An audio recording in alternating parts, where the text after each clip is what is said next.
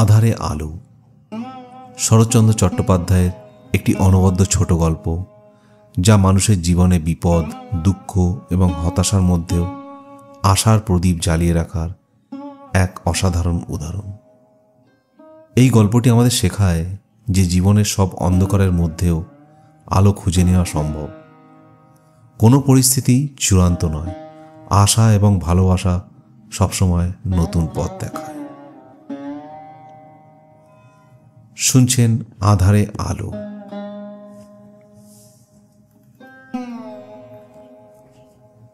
সে অনেক দিনের ঘটনা। সত্যেন্দ্র চৌধুরী জমিদারের ছেলে, বিয়ে পাশ করিয়া বাড়ি গিয়াছিল। তাহার মা বলিলেন, মেয়েটি বড় লক্ষ্মী বাবা, কথা শোন, একবার দেখে আয়। সত্যেন্দ্র মাথা নাড়িয়া বলিল, না মা, এখন আমি কোনো মতেই পারব না, তাহলে আর পাশ করতে পারব না। কেন পারবি না? বৌমা থাকবেন আমার কাছে, তুই লেখাপড়া করবি কলকাতায়। পাশ হতে তোর কি বাধা হবে আমি তো ভেবে পাইনি সতু। না মা, সে সুবিধে হবে না, এখন আমার সময় নেই, ইত্যাদি বলিতে বলিতে সত্য বাহির হইয়া যাইতেছিল। মা বলিলেন, যাস নে, দাঁড়া, আরও কথা আছে। একটু থামিয়া বলিলেন, আমি কথা দিয়েছি বাবা, আমার মান রাখবি নে? সত্য ফিরাইয়া দাঁড়াইয়া অসন্তুষ্ট হইয়া কহিল, না জিজ্ঞেস করিয়া কথা দিলে কেন? ছেলের কথা শুনিয়া মা অন্তরে ব্যথা পাইলেন। বলিলেন, সে আমার দোষ হয়েছে, কিন্তু তোকে তো মায়ের সম্ভ্রম বজায় রাখতে হবে। তাছাড়া বিধবার মেয়ে, বড় দুঃখিনী। কথা শোন সত্য, রাজি হ। আচ্ছা, পরে বলবো বলিয়া সত্য বাহির হইয়া গেল। মা অনেকক্ষণ চুপ করিয়া দাঁড়াইয়া রহিলেন। এইটি তাহার একমাত্র সন্তান। 7-8 বৎসর হইল স্বামীর কাল হইয়াছে। ততবধি বিধবা নিজেই নায়েব গোমস্তার সাহায্যে মস্ত জমিদারি শাসন করিয়া আসিতেছেন। ছেলে কলকাতা থাকিয়া কলেজে পড়ে, বিষয়াশয়ে কোনো সংবাদই তাহাকে রাখিতে হয় না। জননী মনে মনে ভাবিয়া রাখিয়াছেন, ছেলে ওকালতি পাশ করিলে তাহার বিবাহ দিবেন এবং পুত্রবধূর হাতে জমিদারি এবং সমস্ত সংসারের ভরাপর্ণ করিয়া নিশ্চিত হইবেন। ইহার পূর্বে তিনি ছেলেকে সংসারী করিয়া তাহার উচ্চশিক্ষার অন্তরায় হইবেন না। কিন্তু অন্যরূপ ঘটিয়া দাঁড়াইল। স্বামীর মৃত্যুর পর এ বাড়িতে এতদিন পর্যন্ত কোনো কাজকর্ম হয় নাই। সেদিন কি একটা ব্রত উপলক্ষে সমস্ত গ্রাম নিমন্ত্রণ করিয়াছিলেন। মৃত মাতুল মুখুজ্জেদের দরিদ্র বিধবা, মৃত অতুল মুখুজ্জের দরিদ্র বিধবা 11 বছর বয়সের মেয়ে লইয়া নিমন্ত্রণ রাখিতে আসিয়াছিলেন। এই মেয়েটিকে তাহার বড় মনে ধরিয়াছিল। শুধু যে মেয়েটি নিখুঁত সুন্দরী তাহা নয়, এইটুকু বয়সেই মেয়েটি যে অশেষ গুণবতী তাহাও তিনি 2-4টি কথাবার্তায় বুঝিয়া লইয়াছিলেন। মা মনে মনে বলিলেন, আচ্ছা, আগে মেয়ে তো দেখে আয়, তারপর কেমন পছন্দ না হয় দেখা যাবে। পরদিন অপরাহ্নকালে সত্য খাবার খাইতে মায়ের ঘরে ঢুকিয়াই স্তব্ধ হইয়া দাঁড়াইল। তাহার খাবারের জায়গায় ঠিক সম্মুখে আসন পাতিয়া বৈকুণ্ঠের লক্ষ্মী ঠাকুরনটিকে হীরামুক্ত সাজাইয়া বসাইয়া রাখিয়াছে। মা ঘরে ঢুকিয়া বলিলেন, খেতে বস। সত্যর চমক ভাঙিল। সে থতমত খাইয়া বলিল, এখানে কেন? আর কোথাও আমাকে খাবার দাও। মৃদু হাসিয়া মা বলিলেন, তুই তো আর সত্যিই বিয়ে করতে যাচ্ছিস নে, ওই 1 ফোঁটা মেয়ের সামনে তোর লজ্জা কি? আমি কাউকে লজ্জা করি নে বলিয়া সত্য প্যাঁচার মতো মুখ করিয়া সম্মুখের আসনে বসিয়া পড়িল। মা চলিয়া গেলেন। মিনিট 2-এর মধ্যে সে খাবারগুলো কোনো মতে নাকে মুখে গুজিয়া উঠিয়া গেল। বাহিরের ঘরে ঢুকিয়া দেখিল ইতিমধ্যে বন্ধুরা জুটিয়াছে এবং পাশার ছক পাতা হইয়াছে। সে প্রথমেই দৃঢ় আপত্তি প্রকাশ করিয়া কহিল, আমি কিছুতেই বসতে পারব না, আমার ভারী মাথা ধরেছে বলিয়া ঘরের এক কোণে সরিয়া গিয়া তাকিয়া মাথায় দিয়া চোখ বুজিয়া শুইয়া পড়িল। বন্ধুরা মনে মনে কিছু আশ্চর্য হইল। এবং লোকাভাবে পাশা তুলিয়া দাবা পাতিয়া বসিল। সন্ধ্যা পর্যন্ত অনেক চেঁচামেচি ঘটিল, কিন্তু সত্য একবার উঠিল না, একবার জিজ্ঞাসা করিল না কে হারিল কে জিতিল। আজ এ তাহার সব ভালোই লাগিল না। বন্ধুরা চলিয়া গেলে সে বাড়ির ভিতর ঢুকিয়া সোজা নিজের ঘরে যাইতেছিল। ভাড়ার ঘরের বারান্দা হইতে মা জিজ্ঞেস করিলেন, এর মধ্যে শুতে যাচ্ছিস রে? শুতে নয়, পড়তে যাচ্ছি। এমএ পড়া সোজা তো নয়, সময় নষ্ট করলে চলবে কেন? বলিয়া সে গূঢ় ইঙ্গিত করিয়া দুমদুম শব্দ করিয়া ওপরে উঠিয়া গেল। আধ ঘণ্টা কাটিয়াছে, সে একটি ছত্রও পড়ে নাই। টেবিলের উপর বই খোলা, চেয়ারে হেলান দিয়া উপরের দিকে মুখ করিয়া কড়িকাঠে ধ্যান করিতেছিল। হঠাৎ ধ্যান ভাঙিয়া গেল। সে কান খাড়া করিয়া শুনিল ঝুম। আর এক মুহূর্ত মাত্র ঝুম ঝুম। সত্য সোজা হইয়া উঠিয়া বসিয়া দেখিল সেই আপাদমস্তক গহনা পরা লক্ষ্মী ঠাকুরিনটির মতো মেয়েটি ধীরে ধীরে কাছে এসে দাঁড়াইল। সত্য একদৃষ্টে চাহিয়া রইল। মেয়েটি মৃদু কণ্ঠে বলিল, মা আপনার মত জিজ্ঞেস করলেন। সত্য এক মুহূর্ত মৌন থাকিয়া প্রশ্ন করিল, কার মা? মেয়েটি কহিল, আমার মা।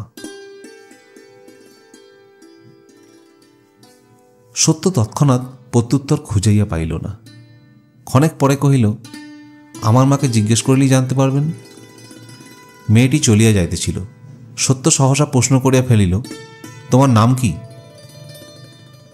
আমার নাম রাধারানী বলিয়া সে চলিয়া গেল।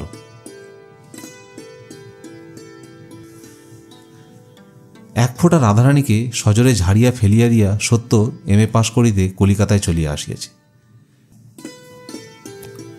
বিশ্ববিদ্যালয়ের সমস্ত পরীক্ষাগুলি উত্তীর্ণ না হওয়া পর্যন্ত কোনো মতেই না, খুব সম্ভব পরেও না। সে বিবাহই করিবে না, কারণ সংসারে জড়াইয়া গিয়া মানুষের আত্মসম্ভব নষ্ট হইয়া যায়, ইত্যাদি ইত্যাদি। তবুও রহিয়া রহিয়া তার সমস্ত মনটা যেন কীরকম করিয়া ওঠে। কোথাও একটা কোনো নারী মূর্তি দেখিলেই আর একটি অতি ছোট মুখ তাহার পাশে জাগিয়া উঠিয়া তাহাকেই আবৃত করিয়া দিয়া একাকী বিরাজ করে। সত্য কিছুতেই সেই লক্ষ্মীর প্রতিমাটিকে ভুলিতে পারে না। চিরদিনই সে নারীর প্রতি উদাসীন। অকস্মাৎ এ তাহার কি হইয়াছে? পথে ঘাটে কোথাও বিশেষ একটা বয়সের কোনো মেয়ে দেখিলেই তাহাকে ভালো করিয়া দেখিতে ইচ্ছা করে। হাজার চেষ্টা করিয়াও সে যেন কোনো মতে চোখ ফিরাইয়া লইতে পারে না। দেখিতে দেখিতে হঠাৎ হয়তো অত্যন্ত লজ্জা করিয়া তাহার সমস্ত দেহ বারংবার শিহরিয়া ওঠে। সে তৎক্ষণাৎ যে একটা কোনো পথ ধরিয়া দ্রুতপদে সরিয়া যায়। সত্য সাঁতার কাটিয়া স্নান করিতে ভালোবাসিত। তাহার চোরাবাগানের বাসা হইতে গঙ্গা দূরে নয়, প্রায়ই সে জগন্নাথের ঘাটে স্নান করিতে আসিত। আজ পূর্ণিমা, ঘাটে একটু ভিড় হইয়াছিল। গঙ্গায় আসিলে সে যে উৎকলী ব্রাহ্মণের কাছে শুষ্ক বস্ত্র জিম্মা রাখিয়া জলে নামিত, তাহারই উদ্দেশ্যে আসিতে গিয়া এক স্থানে বাধা পাইয়া স্থির হইয়া দেখিল 4-5 জন লোক একদিকে চাহিয়া আছে। সত্য তাহাদের দৃষ্টি অনুসরণ করিয়া দেখিতে গিয়া বিস্ময়ে স্তব্ধ হইয়া দাঁড়াইল। তাহার মনে হইল একসঙ্গে এত রূপ সে আর কখনো কোনো নারী দেহে দেখে নাই। মেয়েটির বয়স 18-19-এর বেশি নয়। পরনে সাদাসিধা কালো পেরে ধুতি, দেহ সম্পূর্ণ অলঙ্কার বর্জিত। হাঁটু গাড়িয়া বসিয়া কপালে চন্দনের ছাপ লইতেছে এবং তাহারই পরিচিত পাণ্ডা একমনে সুন্দরীর কপালে ও নাকে আঁক কাটিয়া দিতেছে। সত্য কাছে আসিয়া দাঁড়াইল। পাণ্ডা সত্যর কাছে যথেষ্ট প্রণামী পাইত, তাই রূপসী চাঁদমুখ খাতির ত্যাগ করিয়া হাতের ছাঁচ ফেলিয়া দিয়া বড়বাবু শুষ্ক বস্ত্রের জন্য হাত বাড়াইল। দুজনের চোখাচোখি হইল। সত্য তাড়াতাড়ি কাপড়খানা পাণ্ডার হাতে দিয়া দ্রুতপদে সিঁড়ি বহিয়া জলে নামিয়া গেল। আজ তাহার সাঁতার কাটা হইল না। কোনো মতে স্নান সারিয়া লইয়া যখন সে বস্ত্র পরিবর্তনের জন্য উপরে উঠিল, তখন সেই অসামান্য রূপসী চলিয়া গিয়াছে। সেদিন সমস্ত দিন ধরিয়া তাহার মন গঙ্গা গঙ্গা করিতে লাগিল। এবং পরদিন ভালো করিয়া সকাল না হইতেই মা গঙ্গা এমনই সজোরে টান দিলেন যে সে বিলম্ব না করিয়া আলনা হইতে একখানি বস্ত্র টানিয়া লইয়া গঙ্গা যাত্রা করিল। ঘাটে আসিয়া দেখিল পরিচিত রূপসী এইমাত্র স্নান সারিয়া উপরে উঠিতেছেন। সত্য নিজেও যখন স্নানান্তে পাণ্ডার কাছে আসিল, তখন পূর্বদিনের মতো আজও তিনি ললাট চিত্রিত করিতেছিলেন। আজিও চক্ষু মিলিল, আজিও তাহার সর্বাঙ্গে বিদ্যুৎ বহিয়া গেল। সে কোনো মতে কাপড় ছাড়িয়া দ্রুতপদে প্রস্থান করিল। রমণী যে প্রত্যহ অতি প্রত্যুষে গঙ্গাস্নান করিতে আসেন, সত্য তাহা বুঝিয়া লইয়াছিল।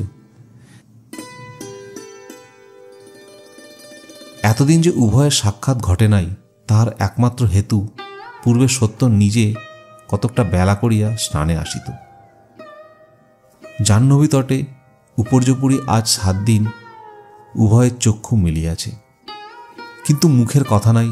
বোধ করি তাহার প্রয়োজন ছিল না, কারণ যেখানে চাহনিতে কথা হয় সেখানে মুখের কথাকে মুখ হইয়া থাকিতে হয়। এই অপরিচিতা রূপসী যেই হন,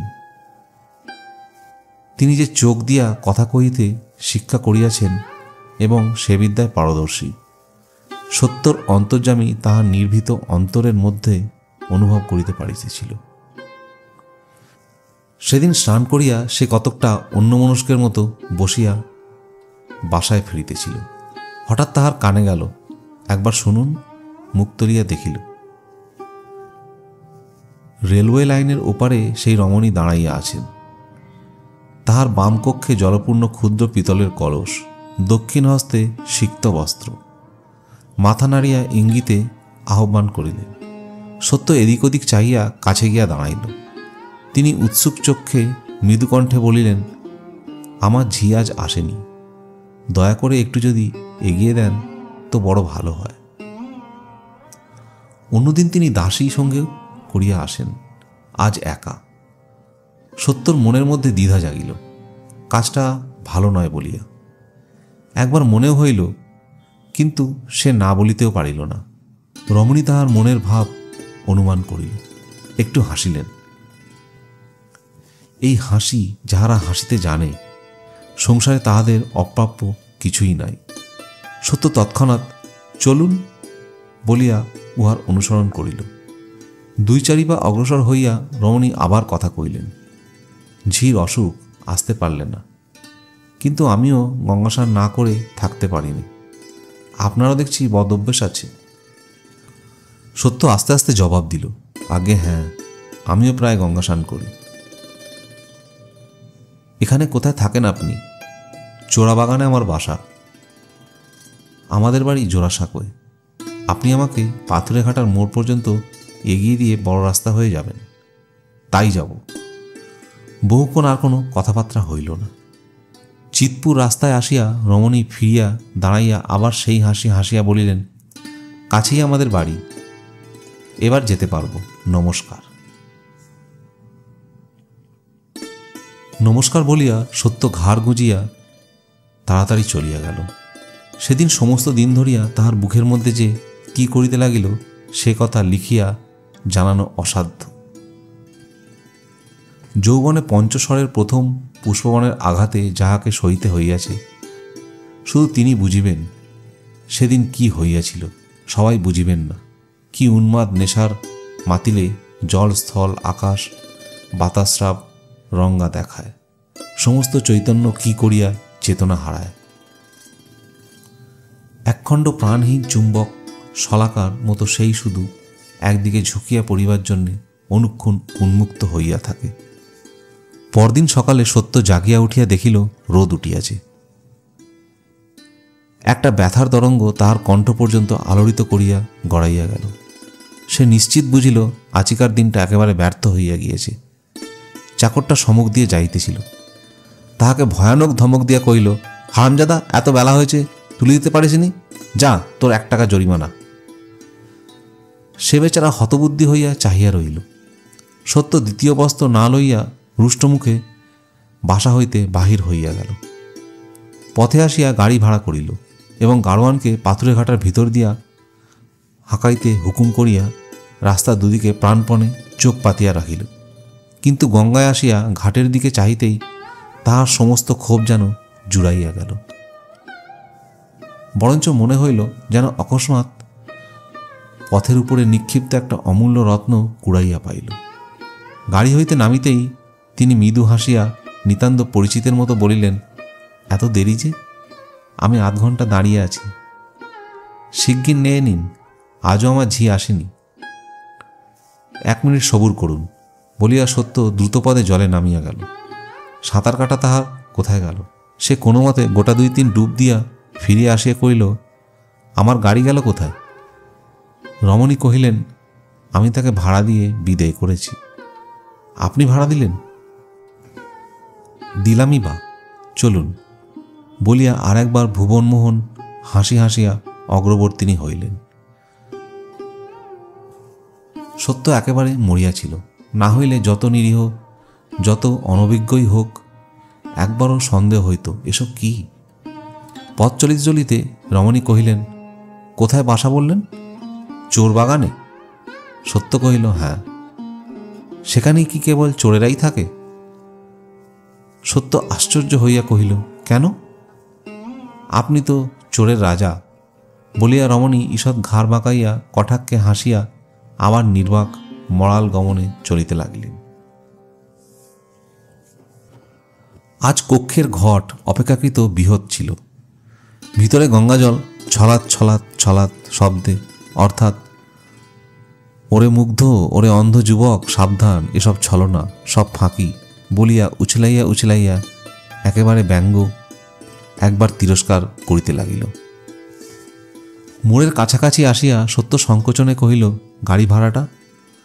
রমণী ফিরিয়া দাঁড়াইয়া অস্ফুট মৃদুকণ্ঠে জবাব দিল, সে তো আপনার দেওয়াই হয়েছে। সত্য এ ইঙ্গিত না বুঝিয়া প্রশ্ন করিল, আমার দেওয়া কি করে?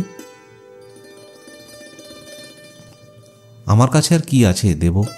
যা ছিল সমস্তই তো তুমি চুরি করে ডাকাতি করে নিয়েছ বলিয়াই সে চকিতে মুখ ফিরাইয়া বোধ করি উচ্ছ্বাসিত হাসির বেগ জোর করিয়া রোধ করিতে লাগিল।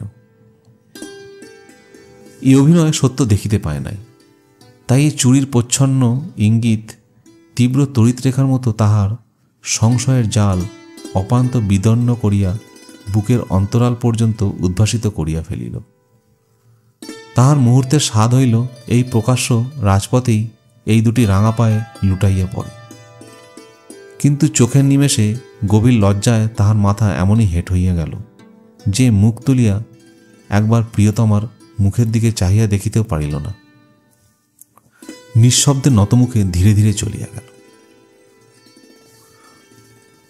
ও ফুটপাতে তাহার আদেশ মতো দাসী অপেক্ষা করিতেছিল।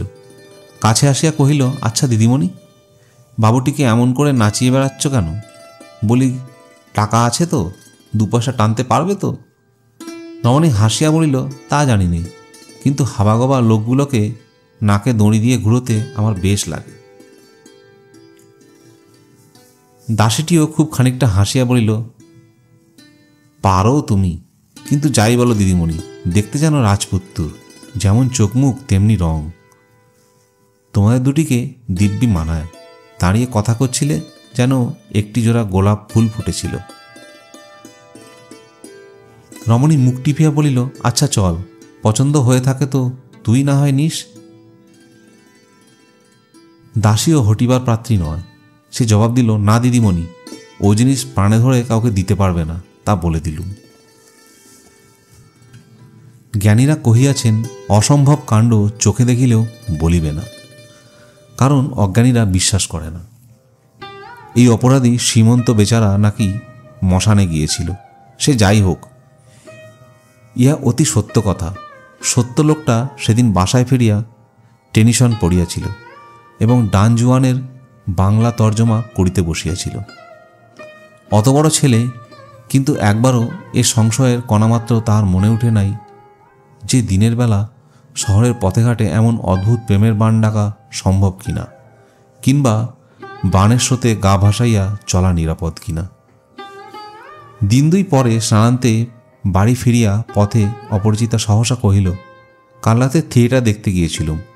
সরলার কষ্ট দেখলে বুক ফেটে যায় না? সত্য সরলা প্লে দেখে নাই, স্বর্ণলতা বই পড়িয়াছিল। আস্তে আস্তে বলিল, হ্যাঁ, বড় দুঃখ পেয়েই মারা গেল। রমণী দীর্ঘ নিঃশ্বাস ফেলিয়া বলিল, উফ, কি ভয়ানক কষ্ট। আচ্ছা, সরলাই বা তার স্বামীকে এত ভালোবাসলেন কি করে, আর তার বড় যাই বা পারেনি কেন বলতে পারো? সত্য সংক্ষেপে জবাব দিল, স্বভাব। রমণী কহিল, ঠিক তাই, বিয়ে তো সকলেরই হয়, কিন্তু সব স্ত্রী পুরুষরাই কি পরস্পরকে সমান ভালোবাসতে পারে? পারে না। কত লোক আছে মরবার দিনটি পর্যন্ত ভালোবাসা কি জানতেও পারে না, জানবার ক্ষমতাই তাদের থাকে না। দেখনি কত লোক গান বাজনা হাজার হাজার ভালো হলেও মন দিয়ে শুনতে পারে না, কত লোক কিছুতেই রাগাতেই পারে না। লোকে তাদের খুব গুণ গায় বটে, আমার কিন্তু নিন্দে করতে ইচ্ছে করে। সত্য হাসিয়া বলিল, কেন? রমণী উদ্দীপ্ত কণ্ঠে উত্তর করিল, তারা অক্ষম বলে। অক্ষমতায় কিছু কিছু গুণ থাকতে পারে, কিন্তু দোষটারই বেশি। এই যেমন সরলার ভাসুর, অত বড় অত্যাচারেও তার রাগ হল না। সত্য চুপ করিয়া রহিল। সে পুনরায় কহিল, আর তার স্ত্রী, এই প্রমাদটা কি শয়তান মেয়ে মানুষ! আমি থাকতুম তো রাক্ষসীর গলা টিপে দিতুম। সত্য সহসা কহিল, থাকতে কি করে? প্রমোদা বলে সত্যই কেউ ছিল নাকি, না কবির কল্পনা? রমণী বাধা দিয়ে কহিল, তবে অমন কল্পনা কেন করে? আচ্ছা, সবাই বলে সমস্ত মানুষের ভেতরই ভগবান আছেন, আত্মা আছেন, কিন্তু প্রমোদার চরিত্র দেখলেই মনে হয় যে তার ভেতরেও ভগবান ছিলেন। সত্যি বলছি তোমাকে, কোথাও বড় বড় লোকের এই বই পড়ে মানুষ ভালো হবে, মানুষকে মানুষ ভালোবাসবে তা নয়, এমন বই লিখে দিলেন যে পড়লে মানুষের ওপর মানুষের ঘৃণা জন্মে যায়।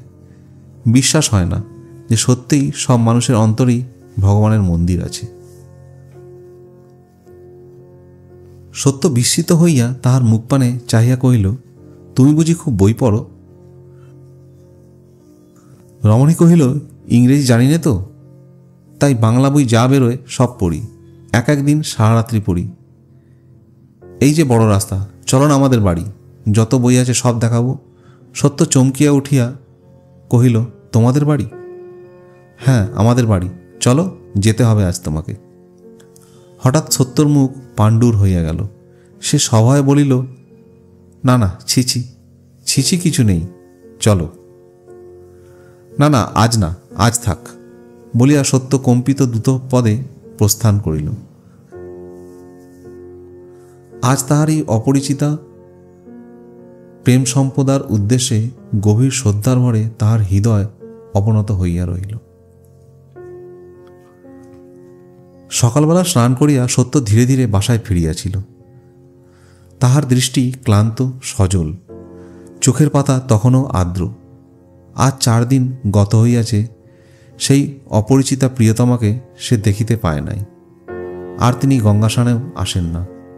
আকাশ পাতাল কত কি যে কয়দিন ভাবিয়াছে তার সীমা নাই। মাঝে মাঝে এ দুশ্চিন্তাও তাহার মনে উঠিয়াছে, হয়তো তিনি বাঁচিয়াই নাই, হয়তোবা মৃত্যুশয্যায়, কে জানে। সে গলিটা জানে বটে, কিন্তু আর কিছু চেনে না, কাহার বাড়ি কোথায় বাড়ি কিছুই জানে না। মনে করিলে অনুশোচনায় আত্মগ্লানিতে হৃদয় দগ্ধ হইয়া যায়। কেন যে সেদিন যায় নাই, কেন সেই স্বনির্বন্ধ অনুরোধ উপেক্ষা করিয়াছিল? সে যথার্থই ভালোবাসিয়াছিল, চোখের নেশা নহে, হৃদয়ের গভীর তৃষ্ণা। ইহাতে ছলনা কাপড়টের ছায়ামাত্র ছিল না। যাহা ছিল তাহা সত্যই নিঃস্বার্থ, সত্যই পবিত্র, বুকজোড়া স্নেহ। বাবু! সত্য চমকিয়া চাহিয়া দেখিল, তাহার সেই দাসী যে সঙ্গে আসিত পথের ধারে দাঁড়াইয়া আছে। সত্য ব্যস্ত হইয়া কাছে আসিয়া ভারী গলায় কহিল, কি হয়েছে তার? বলিয়াই চোখের জল আসিয়া পড়িল, সামলাইতে পারিল না। দাসী মুখ নিচু করিয়া হাসি গোপন করিয়া কহিল, বোধ করি হাসিয়া ফেলিবার ভয়ে মুখ নিচু করিয়া বলিল, দিদিমণির বড় অসুখ, আপনাকে দেখতে চাইছেন, চলো। বলিয়া সত্য তৎক্ষণাৎ সম্মতি দিয়া চোখ মুছিয়া সঙ্গে চলিল। চলিতে চলিতে প্রশ্ন করিল, কি অসুখ? খুব শক্ত দাঁড়িয়েছে কি? দাসী কহিল, না তা হয়নি, কিন্তু খুব জ্বর। সত্য মনে মনে হাত জোর করিয়া কপালে ঠেকাইল, আর প্রশ্ন করিল না। বাড়ির সম্মুখে আসিয়া দেখিল খুব বড় বাড়ি, দ্বারের কাছে বসিয়া আছে একজন হিন্দুস্তানি দারোয়ান, আর ঝিমাইতেছে। দাসীকে জিজ্ঞাসা করিল, আমি গেলে তোমার দিদিমণির বাবা রাগ করবেন না তো? তিনি তো আমাকে চেনেন না। দাসী কহিল, দিদিমণির বাপ নেই, শুধু মা আছেন। দিদিমণির মতো তিনিও আপনাকে খুব ভালোবাসেন। সত্য আর কিছু না বলিয়া ভিতরে প্রবেশ করিল। সিঁড়ি বাহিয়া তেতলার বারান্দায় আসিয়া দেখিল পাশাপাশি 3টি ঘর। বাহির হইতে যতটুকু দেখা যায় মনে হইল সেগুলি চমৎকার সাজানো। কোণের ঘর হইতে উচ্চ হাসির সঙ্গে তবলা ও ঘুঙুরের শব্দ আসিতেছিল। দাসী হাত দিয়া দেখাইয়া বলিল, ওই ঘরে চলুন। দ্বারের সম্মুখে আসিয়া সে হাত দিয়া পর্দা সরাইয়া দিয়া সুউচ্চ কণ্ঠে বলিল, দিদিমণি, এই নাও তোমার নাগর। তীব্র হাসি ও কোলাহল উঠিল। ভেতরে যাহা দেখিল তাহাতে সত্যর সমস্ত মস্তিষ্ক ওলটপালট হইয়া গেল। তাহার মনে হইল হঠাৎ সে মূর্ছিত হইয়া পড়িতেছে। কোনো মতে দৌড় ধরিয়া সে সেখানেই চোখ বুজিয়া চৌকাঠের উপর বসিয়া পড়িল। ঘরের ভিতরের মেঝে মোটা গদি পাতা, বিছানার উপর 2-3 জন ভদ্রবেশী পুরুষ। একজন হারমোনিয়াম, একজন বায়া তবলা লইয়া বসিয়া আছে, আর একজন একমনে মদ খাইতেছে। আর তিনি বোধ করি এইমাত্র নৃত্য করিতেছিলেন, 2 পায়ে একরাশ ঘুঙুর বাঁধা, নানা অলঙ্কারে সর্বাঙ্গ ভূষিত সুরঞ্জিত, চোখ দুটি ঢুলুঢুলু করিতেছে। তড়িৎপদে কাছে আসিয়া সত্যর একটা হাত ধরিয়া খিলখিল করিয়া হাসিয়া বলিল, বধূর মির্গি ব্যামো আছে নাকি? নে ভাই, ইয়ার কি করিস নে, ওঠ, ওসব আমার ভারী ভয় করে। প্রবল তড়িৎ স্পর্শে হতচেতন মানুষ যেমন করিয়া কাঁপিয়া নড়িয়া ওঠে, ইহার করস্পর্শে সত্যর আপাদমস্তক তেমনি করিয়া কাঁপিয়া নড়িয়া উঠিল। রমণী কহিল, আমার নাম শ্রীমতী বিজুলি। তোমার নামটা কি ভাই, হাবু না গাবু? সমস্ত লোকগুলি হো হো শব্দে অট্টহাসি জড়িয়া দিল। দিদিমণির দাসীটি হাসির চোটে একেবারে মেঝের উপর গড়াইয়া শুইয়া পড়িল। কি রঙ্গই জানো দিদিমণি? বিজলি কৃত্রিম রোষের স্বরে তাহাকে একটা ধমক দিয়া বলিল, থাম, বাড়াবাড়ি করিস নে, আসুন, উঠে আসুন বলিয়া জোর করিয়া সত্যকে টানিয়া আনিয়া একটা চৌকির উপর বসাইয়া দিয়া পায়ের কাছে হাঁটু গাড়িয়া বসিয়া হাত জোর করিয়া শুরু করিয়া দিল গান। যে লোকটা মদ খাইতেছিল উঠিয়া আসিয়া পায়ের কাছে গড় হইয়া প্রণাম করিল। তাহার নেশা হইয়াছিল। কাঁদিয়া ফেলিয়া বলিল, ঠাকুরমশাই, বড় পাত্তকি আমি, একটু পদরেণু দেন। অদৃষ্টের বিড়ম্বনায় আজ সত্য স্নান করিয়া একখানা গারদের কাপড় পরিয়াছিল। যে লোকটা হারমোনিয়াম বাজাইতেছিল তাহার কতকটা কাণ্ডজ্ঞান ছিল। সে সহানুভূতির স্বরে কহিল, কেন বেচারাকে মিছিমিছি সং সাজাচ্ছ? বিজলি হাসতে হাসতে বলিল, বাহ, মিছিমিছি কিসে, ও সত্যিকারের সং বলি তো এমন আমাদের দিনে ঘরে এনে তোমাদের তামাশা দেখাচ্ছি। আচ্ছা মাথা খাস গাবু, সত্যি বলতো ভাই, কি আমাকে তুই ভেবেছিলি? নিত্য গঙ্গা স্নানে যাই, কাজেই ব্রাহ্মণও নই, মুসলমান খ্রিস্টানও নই, হিন্দুর ঘরের এত বড় ধাড়ি মেয়ে, হয় সাধবা নয় বিধবা, না কি মতলবে চুটিয়ে পীড়িত করছিলি বলতো? বিয়ে করি বলে, না ভুলিয়ে নিয়ে লম্বা দিবি বলে? ভারী একটা হাসি উঠল। তারপর সকলে মিলিয়া কত কথাই বলিতে লাগিল। সত্য একেবারে মুখটি তুলিল না, একটা জবাবও দিল না। সে মনে মনে কি ভাবিতেছিল তাহা বলিয়াই বা কি করিয়া, আর কি বলিলেই বা বুঝিবে, থাক। বিজলি সহসা চকিত হইয়া উঠিয়া দাঁড়াইল, বলিল, বাহ, বেশ তো আমি। যা ক্ষেমা, শিগগিরই যা, বাবুর খাবার নিয়ে আয়, স্নান করে এসেছেন যে। বাহ, আমি কেবল তামাশাই করছি যে। বলিতে বলিতে তাহার অনিতকাল পূর্বের ব্যঙ্গ বিদ্রুপ বহুতীর্থ কণ্ঠেশ্বরের অকৃত্রিম সস্নেহ অনুতাপে যথার্থই জুড়াইয়া গেল। খানিক পরে দাসী এক থালা খাবার আনিয়া হাজির করিল। বিজলি নিজের হাতে লইয়া আবার হাঁটু গাড়িয়া বসিয়া বলিল, মুখ তোলো, খাও। এতক্ষণ সত্য তার সমস্ত শক্তি এক করিয়া নিজেকে সামলাইয়া লইতেছিল। এইবার মুখ তুলিয়া শান্তভাবে বলিল, আমি খাব না। কেন, জাত যাবে? আমি হাঁড়ি না মুচি? সত্য তেমনি শান্ত কণ্ঠে বলিল, তাহলে খেতুম, আপনি যা তাই। বিজলি খিলখিল করিয়া হাসিয়া বলিল, হবুবাবুও ছুরি ছোড়া চালাতে জানেন দেখছি, বলিয়া আবার হাসিল। কিন্তু তাহা শব্দমাত্র, হাসি নয়। তাই আর কেহ হাসিতে যোগ দিতে পারিল না। সত্য কহিল, আমার নাম সত্য, হবু নয়। আমি ছুরি ছোড়া চালাতে কখনো শিখিনি, কিন্তু নিজের ভুল টের পেলে শোধরাতে শিখেছি।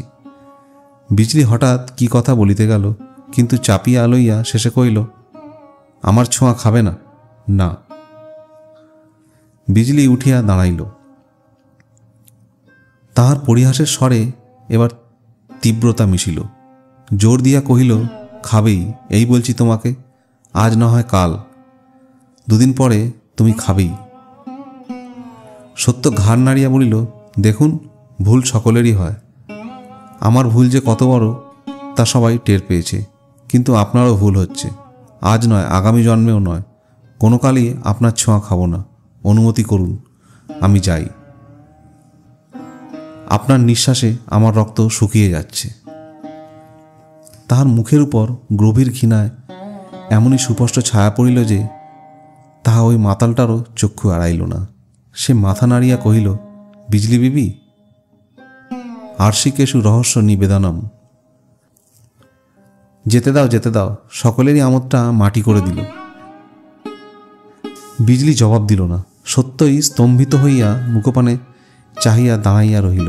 যথাযথই তার ভয়ানক ভুল হইয়াছিল।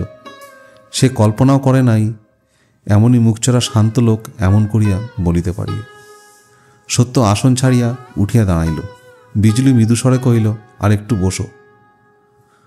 মাতাল শুনিতে পাইয়া চেঁচাইয়া উঠিল, উহু হু, প্রথম চোটে একটু জোর খেলবে, যেতে দাও, যেতে দাও। সুতো ছাড়ো, সুতো ছাড়ো। সত্য ঘরের বাহিরে আসিয়া পড়িল। বিজলি পিছন পিছন আসিয়া পথরোধ করিয়া চুপি চুপি বলিল, ওরা দেখতে পাবে তাই, নইলে হাত জোর করে বলতুম আমার বড় অপরাধ হয়েছে। সত্য অন্যদিকে মুখ করিয়া চুপ করিয়া রহিল। সে পুনর্বার কহিল, ওই পাশের ঘরটা আমার পড়ার ঘর, একবার দেখবে না? একটিবার এসো, মাপ চাচ্ছি। না, বলিয়া সত্য সিঁড়ির অভিমুখে অগ্রসর হইল। বিজলি পিছন পিছন চলিতে চলিতে কহিল, কাল দেখা হবে? না। আর কি কখনো দেখা হবে না? না। কান্নায় বিজলির কণ্ঠ রুদ্ধ হইয়া আসিল।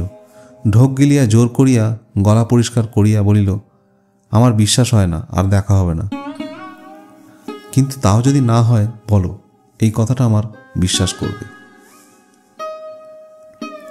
ভগ্ন স্বর শুনিয়া সত্য বিস্মিত হইল। কিন্তু এই 15-16 দিন ধরিয়া যে অভিনয় সে দেখিয়াছে তাহার কাছে তো কিছুই নয়। তথাপি সে মুখ ফিরিয়া দাঁড়াইল। সে মুখের রেখার সুদৃঢ় প্রত্যাশার পাঠ করিয়া বিজলির বুক ভাঙিয়া গেল।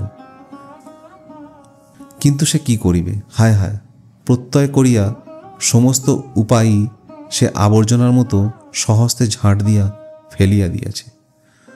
সত্য প্রশ্ন করিল, কি বিশ্বাস করব? বিজলির ওষ্ঠধর কাঁপিয়া উঠিল, কিন্তু স্বর ফুটিল না। অশ্রু ভরাক্রান্ত এই দুই চোখ মুহূর্তের জন্য তুলিয়াই অবনত হইল। সত্য তাহাও দেখিল, কিন্তু অশ্রুর কি নকল নাই? বিজলি মুখ না তুলিয়াই বুঝিল সত্য অপেক্ষা করিয়া আছে, কিন্তু সেই কথাটা সে মুখ দিয়া কিছুতেই বাহির করিতে পারিতেছে না।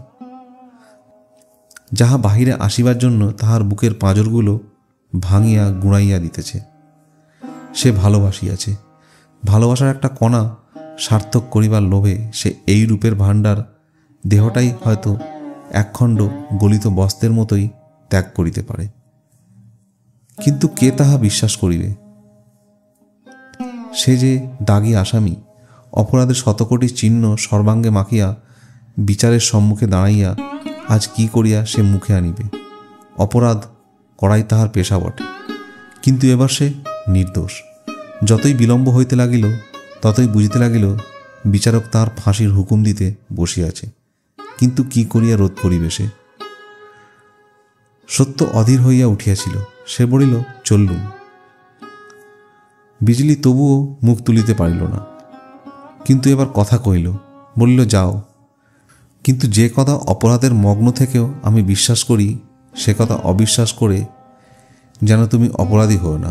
বিশ্বাস করো, সকলের দেহতেই ভগবান বাস করেন এবং আমরণ দেহটাকে তিনি ছেড়ে চলে যান। একটু থামিয়া কহিল, সব মন্দিরের দেবতার পুজো হয় না বটে, তবুও তিনি দেবতা। তাকে দেখে মাথা নোয়াতে না পারো, কিন্তু তাকে মারিয়ে যেতেও পারো না। বলিয়াই পদশব্দে মুখ তুলিয়া দেখিল সত্য ধীরে ধীরে নিঃশব্দে চলিয়া যাইতেছে। স্বভাবের বিরুদ্ধে বিদ্রোহ করা যাইতে পারে, কিন্তু তাহাকে তো উড়াইয়া দেওয়া যায় না। নারী দেহের উপর শত অত্যাচার চলিতে পারে, কিন্তু নারীত্বকে তো আর অস্বীকার করা চলে না। বিজলি নর্তকী, তথাপি সে যে নারী। আজীবন সহস্র অপরাধে অপরাধী হয়েও তবুও যে এটা তাহার নারী দেহ। ঘণ্টাখানেক পরে যখন সে এসে ঘরে ফিরিয়া আসিল, তখন তার লাঞ্ছিত অর্ধমৃত্য নারী প্রভৃতি অমৃত স্পর্শে জাগিয়া বসিয়াছে। এই অত্যল্প সময়টুকুর মধ্যে তাহার সমস্ত দেহে যে কি অভূতপূর্ব পরিবর্তন ঘটিয়াছে, তাহা ওই মাতালটা পর্যন্ত টের পাইল। সে মুখ ফুটিয়া বলিয়া ফেলিল, কি বাইজি, চোখের পাতা ভিজে যে, মায়েরি ছোনাটা কি একগুয়ে, অমন জিনিসগুলো মুখে দিল না? দাও দাও, থালাটা এগিয়ে দাও। হ্যাঁ, বলিয়া নিজেই টানিয়া গিলিতে লাগিল। তাহার একটি কথাও বিজলির কানে গেল না। হঠাৎ তাহার নিজের পায়ে নজর পড়ায় পায়ে বাঁধা ঘুঙুরের তোড়া যেন বিছার মতো তাহার দু পা বেরিয়া দাঁত ফুটাইয়া দিল। সে তাড়াতাড়ি সেগুলি খুলিয়া ছুঁড়িয়া ফেলিয়া দিল। একজন জিজ্ঞাস করল, খুললে যে? বিজলি মুখ তুলিয়া একটুখানি হাসিয়া বলিল, আর পারব না বলে। অর্থাৎ আর না, বাইজি মরেছে। মাতাল সন্দেশ চিবাইতেছিল। কহিল, কি রোগে বাইজি? বাইজি আবার হাসিল। এ সেই হাসি। হাসি মুখে কহিল, যে রোগে আলো জ্বালালে আধার মোড়ে, সূর্য উঠিল রাত্রি মোড়ে। আজ সেই রোগেই তোমাদের বাইজি চিরদিনের জন্যে মরে গেল বন্ধু। 4 বৎসর পরের কথা বলিতেছি। কলিকাতার একটা বড় বাড়িতে জমিদারের ছেলের অন্নপ্রাশন। খাওয়ানো দাওয়ানোর বিরাট ব্যাপার শেষ হইয়া গিয়াছে। সন্ধ্যের পর বহির্বাটিতে প্রশস্ত প্রাঙ্গণে আসর করিয়া আমোদ আহ্লাদ নাচ গানের উদ্যোগ আয়োজন চলিতেছে। একাধারে 3-4টি নর্তকী, ইহারাই নাচ গান করিবে। দ্বিতলের বারান্দায় চিকের আড়ালে বসিয়া রাধারানী একাকী নিজের জনসমাগম দেখতেছিল। নিমন্ত্রিত মহিলারা এখনও শুভগমন করেন নাই। নিঃশব্দে পিছনে আসিয়া সত্যেন্দ্র কহিলেন, এত মন দিয়ে কি দেখছ বলো তো? রাধারানী স্বামীর দিকে ফিরিয়া হাসি মুখে বলিল, যা সবাই দেখতে আসছে, বাইজিদের সাজসজ্জা। কিন্তু হঠাৎ তুমি যে এখানে? স্বামী হাসিয়া জবাব দিলেন, একলাটি বসে আছো তাই গল্প করতে এলুম। ইস, সত্যি? আচ্ছা, দেখছো তো, বলো দেখি ওদের মধ্যে সবচেয়ে কোনটি তোমার পছন্দ হয়? এইটিকে, বলিয়া রাধারানী আঙুল তুলিয়া যে স্ত্রীলোকটির সকলের পিছনে নিতান্ত সাদাসিধে পোশাকে বসিয়াছিল তাহাকেই দেখাইয়া দিল। স্বামী বলিলেন, ও যে নেহাত রোগা। তা হোক, ওই সবচেয়ে সুন্দরী, কিন্তু বেচারি গরিব, গায়ে গয়না টয়না এদের মতো নাই। সত্যেন্দ্র ঘাড় নাড়িয়া বলিলেন, তা হবে, কিন্তু এদের মজুরি কত জানো? না। সত্যেন্দ্র হাত দিয়া দেখাইয়া বলিলেন, এদের দুজনে 30 টাকা করে, ওই ওর 50, আর যেটিকে গরিব বলছো তার 200 টাকা। রাধারানী চমকিয়া উঠিলেন, 200? কেন, ও কি খুব ভালো গান করে? কানে শুনিনি কখনো, লোকে বলে 4-5 বছর আগে খুব ভালোই গাইতো, কিন্তু এখন পারবে কি না বলা যায় না। তবে অত টাকা দিয়ে আনলে কেন? তার কমেও আসে না। এতেও আসতে রাজি ছিল না, অনেক সাদাসাদি করে আনা হয়েছে। রাধারানী অধিকতর বিস্মিত হইয়া জিজ্ঞাসা করিল, টাকা দিয়ে সাদাসাদি কেন? সত্যেন্দ্র নিকট একটা চৌকি টানিয়া লইয়া বসিয়া বলিলেন, তার প্রথম কারণ, ও ব্যবসা ছেড়ে দিয়েছে। গুণ ওর যতই হোক, এত টাকা সহজে কেউ দিতেও চায় না, ওকে আসতেও হয় না। এই ওর ফন্দি। দ্বিতীয় কারণ আমার নিজের গরজ। কথাটা রাধারানী বিশ্বাস করিল না, তথাপি আগ্রহে ঘেঁষিয়া বসিয়া বলিল, তোমার গরজ ছাই, কিন্তু ব্যবসা ছেড়ে দিল কেন? শুনবে? হ্যাঁ বলো। সত্যেন্দ্র এক মুহূর্ত মৌন থাকিয়া বলিলেন, ওর নাম বিজলি। এখানে লোক এসে পড়বে রানী, ঘরে যাবে? যাব, চলো বলিয়া রাধারানী উঠিয়া দাঁড়াইল। স্বামীর পায়ের কাছে বসিয়া সমস্ত শুনিয়া রাধারানীর আঁচলে চোখ মুছিল। শেষে বলিল, তাই আজ ওকে অপমান করে শোধ নেবে? এই বুদ্ধি কে দিল তোমাকে?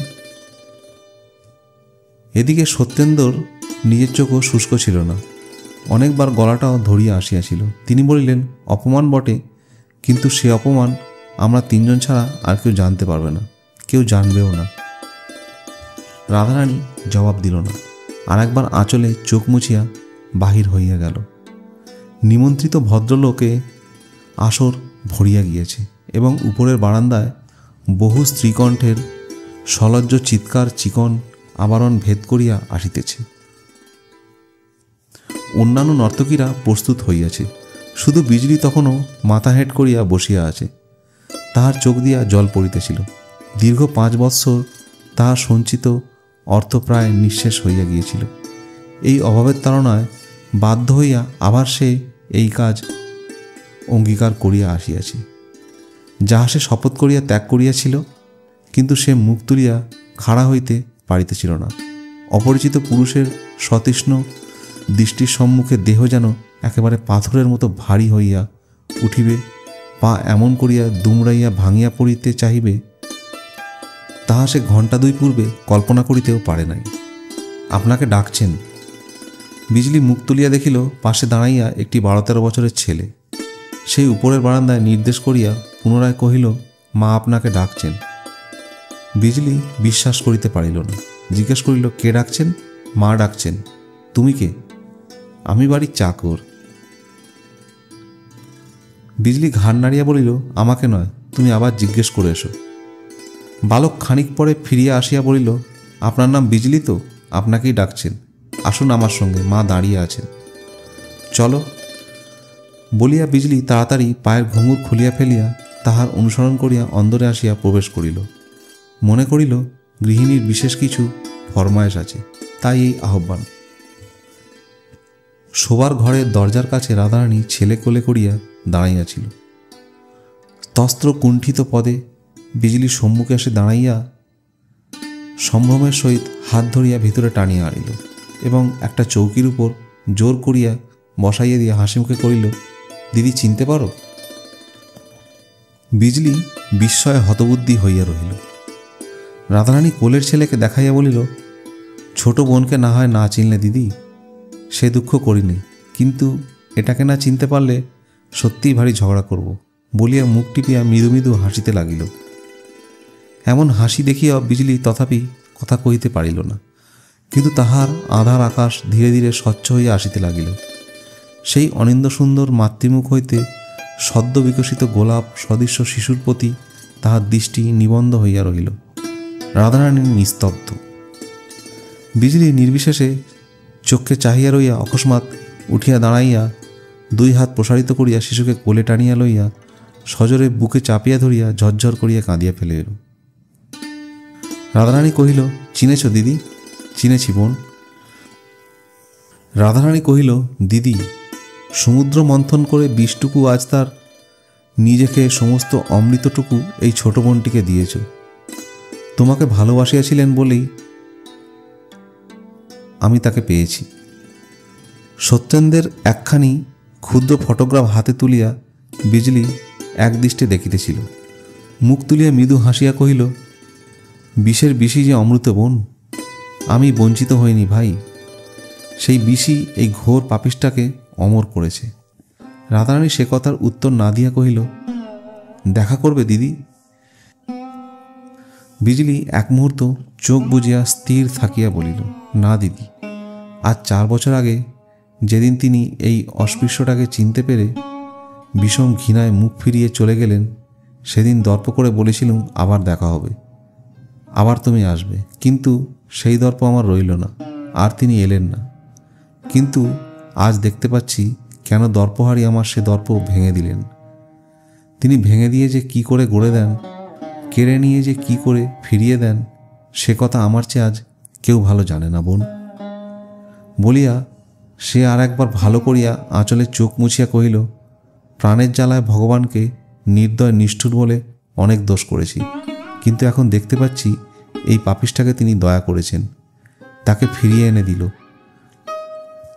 আমি যে সব দিকে মাটি হয়ে যেতুম, তাকেও পেতুম না, নিজকেও হারিয়ে ফেলতুম। কান্নায় রাধারানীর গলা রুদ্ধ হইয়া গিয়াছিল, সে কিছুই বলিতে পারিল না। বিজলি পুনরায় কহিল, ভেবেছিলুম কখনো দেখা হলে তার পায়ে ধরে আরেকটিবার মাপ চেয়ে দেখব, কিন্তু তার আর দরকার নেই। এই ছবিটুকু শুধু দাও দিদি, এর বেশি আমি আর কিছু চাইনি। চাইলেও ভগবান তাহা সহ্য করবে না। আমি চললুম বলিয়া সে উঠিয়া দাঁড়াইল। রাধারানী গাঢ় স্বরে জিজ্ঞাসা করিয়া বলিল, আবার কবে দেখা হবে দিদি? আর দেখা হবে না বোন। আমার একটা ছোট বাড়ি আছে, সেটাকে বিক্রি করে যত শীঘ্র পারি চলে যাব। ভালো কথা, বলতে পারো ভাই, কেন হঠাৎ এতদিন পরে আমাকে স্মরণ করেছিলেন? যখন তার লোক আমাকে ডাকতে যায় তখন একটা মিথ্যে নাম বলেছিল। লজ্জায় রাধারানীর মুখ আরক্ত হইয়া উঠিল, সে নতমুখে চুপ করিয়া রহিল। বিজলি ক্ষণকাল ভাবিয়া বলিল, হয়তো বুঝেছি, আমাকে অপমান করবেন বলে। না, তাছাড়া এত চেষ্টা করে আমাকে আনাবারই তো কোনো কারণ দেখিনি। রাধারানীর মাথা আরও হেঁট হইয়া গেল। বিজলি হাসিয়া বলিল, তোমার লজ্জা কি বোন? তবে তারও ভুল হয়েছে। তার পায়ে আমার শতকোটি প্রণাম জানিয়ে বলো, সে হবার নয়। আমার নিজের বলে আর কিছু নেই। অপমান করিলে সমস্ত অপমান তার গায়েই লাগবে। নমস্কার দিদি। নমস্কার বোন। বয়সে ঢের বড় হলেও তোমাকে আশীর্বাদ করার অধিকার তো আমার নেই। আমি কায়মনে প্রার্থনা করি বোন, তোমার হাতের নোয়া অক্ষয় হোক। চললুম। আপনারা শুনছিলেন আধারে আলো। এরকম আরও গল্প শুনতে সঙ্গে থাকুন এক পাতা গল্পের সঙ্গে। গল্প এখানেই শেষ নয়, সামনে আরও চমক আছে। পরবর্তী ভিডিওতে দেখা হবে, সঙ্গে থাকুন।